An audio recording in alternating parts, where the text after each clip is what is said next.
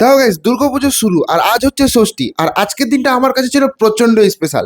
তাই সকাল সকাল উঠে আজ আমি প্রথমেই চলে যাই আমাদের পুজো প্যান্ডেল অর্থাৎ চলন্তিকা সঙ্গে। আর তোমরা দেখতে পাচ্ছই গাইস ইতিমধ্যে আমাদের ষষ্ঠী পুজো শুরু হয়ে গিয়েছে।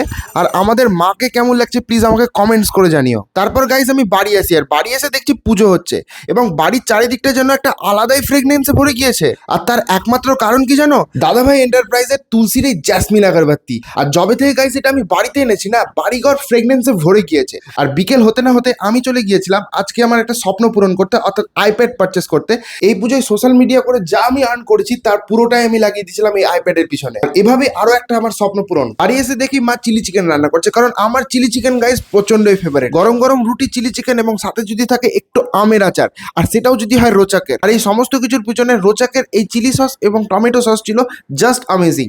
এছাড়াও দাদাভাই এন্টারপ্রাইজের সমস্ত রকমের প্রোডাক্ট তোমরা অ্যাভেলেবেল পেয়ে যাবে মালদা, উত্তর এবং দক্ষিণ দিনাজপুরের যে কোনো রকমের গ্রসারি শপে।